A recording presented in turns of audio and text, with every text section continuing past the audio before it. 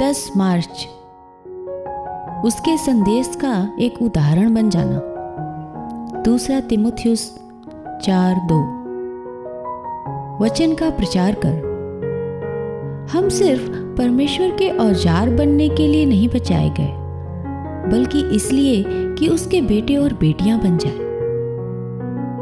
वह हमें आत्मिक प्रतिनिधि नहीं बल्कि आत्मिक संदेश वाहक बनाता है, जिसमें जरूरी है कि संदेश हमारा ही एक हिस्सा हो। परमेश्वर का पुत्र खुद अपना संदेश था। जो बातें मैंने तुमसे कही हैं वे आत्मा और जीवन है।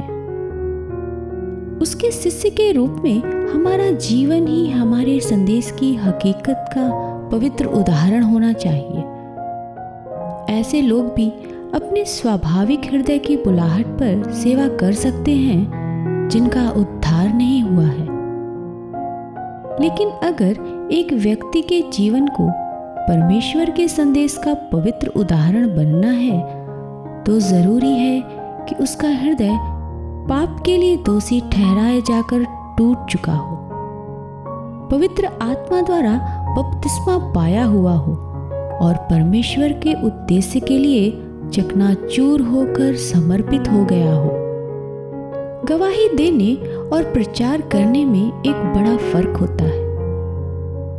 एक प्रचारक वह है जिसके पास परमेश्वर की बुलाहट पहुंची है और जिसने यह तय कर लिया है कि वह अपनी सारी ताकत परमेश्वर के सत्य की घोषणा करने के लिए खर्च करेगा।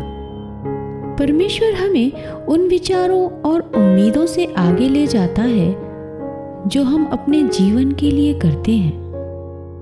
और जैसा उसने पिन्तेकुस्त के दिन के बाद से अपने चेलों के जीवन में किया था, वैसे ही वह हमें अपने उद्देश्य के अनुरूप ढालता और आकार देता है। पिन्तेकुस्त का लक्ष्य शिष्यों को कुछ सिखाना नहीं था, बल्कि जो प्रचार वे कर रहे थे उन्हें उस संदेश का अवतार बना देना था, जिससे कि वे शारीरिक रूप में हूबहू परमेश्वर का संदेश बन जाए। तुम मेरे गवाह होगे।